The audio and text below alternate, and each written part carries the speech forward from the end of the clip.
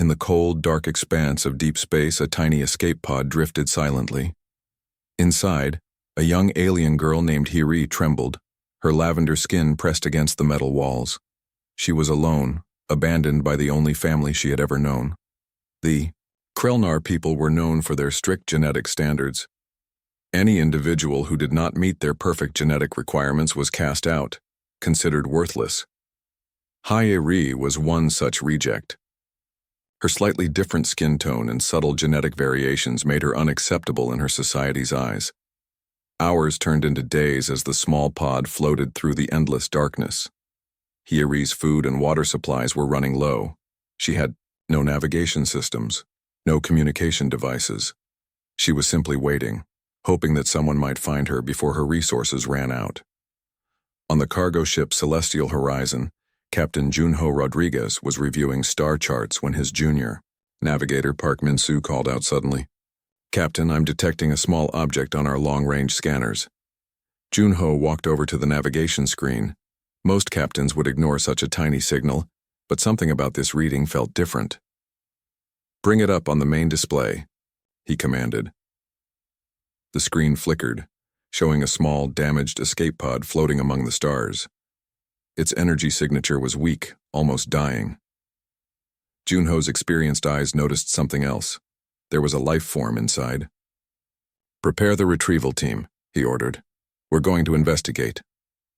The ship's robotic arms carefully maneuvered the tiny pod into the cargo bay. When the medical team opened the hatch, they found Hiri curled up in a corner, barely conscious. Her lavender skin was pale, her breathing shallow. Dr. Yuna Kim, the ship's lead medical officer, quickly began assessment. "She's severely dehydrated," she reported. "And she's not from any species I immediately recognize." Junho watched as the medical team worked. He had seen many strange things in his years of space travel, but something about this young alien touched him deeply. Her vulnerability, her obvious abandonment, struck a chord in his heart. "Keep her stable," he instructed Dr. Kim. "I want to know everything about her condition." As Hiri lay in the medical bay, her world slowly came into focus. The last thing she remembered was being pushed into the escape pod by her family's servants. "You do not belong," they had said. "You are a genetic failure." Now she was surrounded by strange machines and even stranger beings. Humans, she realized. She had heard stories about humans. Some said they were compassionate, others claimed they were brutal. Right now, she was too weak to feel anything but relief at being alive. Junho stood by her bedside, watching her breathe. He had seen many species in his travels, but something about this young alien was different. Her eyes, when they occasionally opened, held a depth of intelligence and pain that was remarkable. "What is your name?" he asked softly when she showed signs of consciousness. "Hiri," she whispered, her voice barely audible. The medical team continued their work, providing nutrients, checking her vital signs, and slowly helping her recover. Hiri was a mystery. Her biology was different from any species in their databases, her origin unknown. Days passed. Slowly, Hiri grew stronger. She learned that the humans who had rescued her were not like her own people. They did not judge her by genetic standards. They cared about her survival, her comfort. Captain Junho made a decision. He would ensure Hiri's safety. Whatever circumstances had led to her being abandoned in space, she would not be alone anymore. Little did Hiri know that her rescue was just the beginning of an incredible journey. A journey that would challenge everything she knew about family, belonging, and her own worth. As the celestial horizon continued its path through the stars, Hiri slept, safe for the first time in her young life, surrounded by beings who saw her value beyond mere genetic code. Hiri's eyes opened slowly in the medical bay. Strange white lights hummed overhead, and unfamiliar sounds surrounded her. The last time she had been awake, she was alone in a cold escape pod. Now she was somewhere completely different. Siak, the ship's communication specialist, sat nearby. He noticed her movement and approached gently. "You are safe," he said in carefully pronounced words. understanding that communication might be challenging. Dr. Yuna Kim checked her medical readings. Hyeri's body was unusual. Her metabolism worked differently from human standards. Special nutrients had been prepared to help her recover. Her lavender skin showed signs of healing, changing from a pale tone to a more vibrant color. Captain Junho Rodriguez visited her regularly. He brought small objects, data tablets, simple communication devices, hoping she might show interest. Hyeri was cautious but curious. Her species had never encountered humans before, and everything felt strange and new. One day, Seok brought a translation device. It was designed to help different species communicate. When he activated it near Hyeri, something remarkable happened. The device began translating her native language into basic human speech. "Where am I?" she asked, her first clear communication. "You are on the celestial horizon, a cargo ship," Junho explained. "We found you alone in space." Hyeri's body tensed. Memories of her family's rejection flooded back. Among her people, being found alone was a sign of complete failure. But these humans seemed different. They looked at her with concern, not disgust. The ship's routine fascinated her. She watched crew members work, move, interact. Humans seemed so diverse, different skin colors, body types, personalities. Unlike her own rigid society, these beings appeared to value individual differences. Yuna noticed Hyeri's growing interest. She began teaching her basic human concepts, simple words, basic technology interactions. Hyeri learned quickly, her brain adapting faster than anyone expected. Days turned into weeks. Hyeri started moving around the medical bay. Her strength returned. The crew watched her with a mix of curiosity and compassion. She was not just a patient anymore. She was becoming part of their world. Seok continued language lessons. He discovered Hyeri had an incredible ability to understand complex communication patterns. Within weeks, she could speak basic human language with surprising clarity. "Tell me about your home," Junho asked her one evening. Hyeri's expression changed. Pain crossed her face. "My people value perfect genetics," she explained. "Those who do not match their standards are removed. I was one such person." The crew exchanged glances. They understood now why she had been alone in space. Her own family had abandoned her for being different. Junho made a silent promise. She would never feel abandoned again. The ship's cook, a kind woman named Lee Ji-eun, started bringing Hyeri special meals. She wanted to ensure the alien girl felt welcome.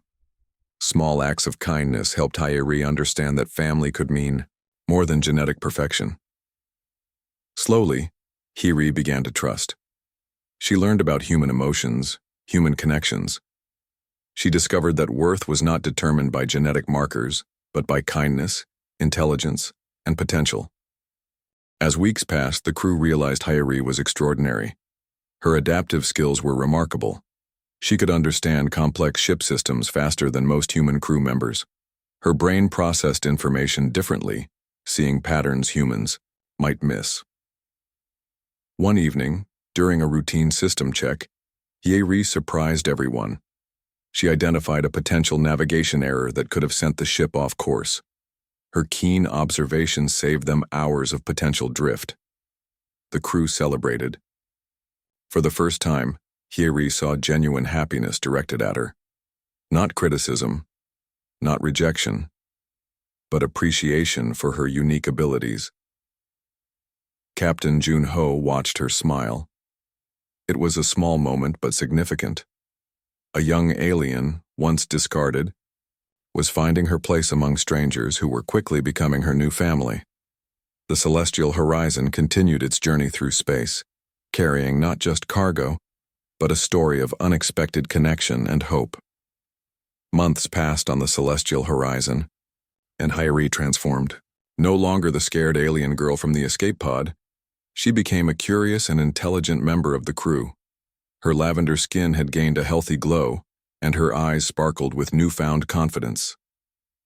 Captain Junho noticed her rapid progress. She learned human technology faster than most human recruits. Computer systems that would take months to understand, she mastered in weeks. The ship's communication network became her playground of knowledge. Siak continued her language training, but soon realized he was teaching less and learning more. Hiyari's unique perspective revealed communication patterns that humans had never considered. She could interpret subtle context and emotional nuances that surprised everyone. The ship's library became her favorite place. Hours disappeared as she consumed information about human history, science, and culture. She was particularly fascinated by stories of human survival, of people who overcame impossible challenges. One day, she approached Yuna with a challenging medical question. "Why do humans have so many genetic variations?" she asked. Her curiosity was genuine, her approach scientific. Yuna explained human genetic diversity, using simple diagrams and holographic models. Hiyari absorbed every detail, comparing it to her own species' strict genetic standards. She began to understand that differences were not weaknesses, but strengths. The crew started including her in daily activities. Jinwoo, the ship's engineer, taught her basic mechanical systems. To everyone's surprise, Hiyari could visualize complex mechanical interactions in ways that seemed almost magical. During a routine cargo check, she identified a potential structural weakness in a storage container that human scanners had missed. Her unique perception saved the ship from potential damage during a high-speed asteroid field crossing. Captain Junho realized Hiri was healing in more than just physical ways. Her emotional wounds were slowly closing. She laughed more. She asked questions without fear. She understood that her worth was not determined by genetic perfection, but by her abilities and character. Lee Ji-eun continued to play a crucial role in her emotional recovery. The cook prepared special meals that reminded Hiyari of her home, but with a human twist. Comfort food became a bridge between her past and her new life. Hiyari learned about human emotions, complex, messy, beautiful things that her previous society had never valued. She understood love, compassion, friendship in ways she had never imagined possible. During a ship-wide celebration of a successful mission, Hiyari surprised everyone. She performed a traditional dance from her own culture, explaining its meaning to the curious crew. It was her first voluntary connection to her past, a sign of healing. The crew watched in amazement. The once rejected alien girl was becoming a confident, integral part of their family. Her differences were not something to be hidden, but celebrated. Junho observed her one evening, working on a complex navigation problem. Her fingers moved quickly across holographic displays, solving challenges that would challenge most experienced navigators. She was no longer just a rescued alien. She was becoming a valuable crew member. Her nightmares about her past grew less frequent. The ship felt like home. The crew felt like family. She was learning to trust, to hope, to believe in herself. Sometimes, she would stand by the observation window watching stars pass. Her reflection showed a changed being, confident, curious, strong. The genetic imperfection that had once condemned her now seemed like her greatest strength. The celestial horizon continued its journey through space, carrying not just cargo, but a living example of transformation. Hiyari was healing, learning, growing. Her story was just beginning. As the ship moved through the silent darkness of space, Hiyari understood something profound. Home is not a place of perfect genetics, but a place of acceptance, love, and opportunity. Her journey of learning and healing continued, one star at a time. The communication alert screamed across the celestial horizon's bridge. A massive Krelnar diplomatic vessel had locked onto their coordinates. Captain Junho knew this moment would come, but nothing could truly prepare them. "We demand the return of our genetic property," a cold mechanical voice transmitted. The message was clear. They wanted Hiyari back. Hiyari stood perfectly still, her lavender skin slightly changing color with emotional stress. She understood exactly what was happening. Her own species had come to reclaim her like an object lost and now found. Junho stepped forward. "She is not property. he responded firmly. She is a sentient being with rights under interstellar law. The Krelnar, vessel's communication officer, demanded immediate transfer. They cited genetic ownership protocols, ancient laws that treated certain beings as disposable resources rather than living creatures. Seok, the ship's communication specialist, began preparing legal documentation. International space regulations were complex, but humans had strong protections for sentient beings. He knew they had a strong case. Yuna conducted emergency medical scans of Hiri, documenting her physical and psychological condition. Each scan would serve as evidence of the potential harm she would face if returned to her original society. The diplomatic tension grew. The Krelnar vessel began powering weapon systems, a clear threat of force. But Junho was not intimidated. He had faced worse challenges in his years of space exploration. "We will defend her right to choose," Junho announced to his crew. Each member nodded, ready to support Hiri. Hiri surprised everyone. Instead of hiding, she requested to speak directly to the Krelnar diplomatic team. Her hands were steady, her voice clear when the communication channel opened. "I am not a genetic failure," she stated firmly. "I am a living being with the right to exist." Her words carried more power than any legal document. She described her treatment, her abandonment, her journey of recovery. She explained how humans had shown her true value, something her original society never did. The interstellar legal hearing was broadcast across multiple communication networks. What started as a simple retrieval request became a landmark case about sentient rights and genetic discrimination. Human rights advocates from various star systems began sending support messages. Researchers, diplomats, and legal experts watched the confrontation closely. The Krelnar delegation tried multiple arguments. They claimed genetic purity. They argued technological ownership. They presented complex legal documents designed to reclaim her. But Hiri and her human allies had prepared meticulously. Each Krelnar argument was systematically dismantled. Seok's legal research, Yuna's medical documentation, and Junho's diplomatic skills created an impenetrable defense. During a critical moment, Hiri presented her own research. She had documented the genetic diversity that made her unique, not a flaw, but a potential evolutionary advantage. Her scientific presentation was brilliant, challenging everything her species believed. The hearing lasted days. The celestial horizon remained on high alert, defensive systems ready. The crew was united, treating Hiri as one of their own. Finally, the Interstellar Judicial Council made its decision. Hiri was granted full autonomy. The Krelnar's claim was rejected. She had the right to choose her own path. When the verdict was announced, the crew celebrated. Hiri stood at the observation window watching the Krelnar vessel retreat. She was no longer their property. She was her own person. Junho placed a supportive hand on her shoulder. "You are free," he said simply. Tears formed in Hiri's eyes. Not of sadness, but of hope. She had fought for her right to exist, and she had won. The celestial horizon continued its journey, carrying a symbol of resistance, survival, and the fundamental right of every being to determine their own worth. 2 years after her landmark legal victory, Hiri stood on the multicultural research station Horizon Prime. Her lavender skin now represented strength, not weakness. She had become something no one expected, a bridge between species and cultures.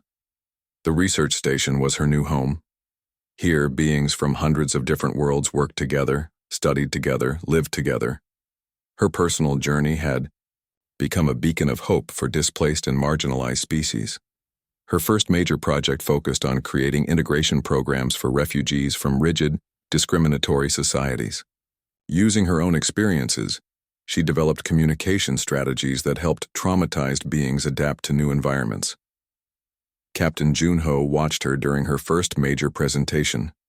The shy alien girl who once hid in the medical bay of the celestial horizon was now confidently speaking to an audience of researchers, diplomats, and interstellar experts.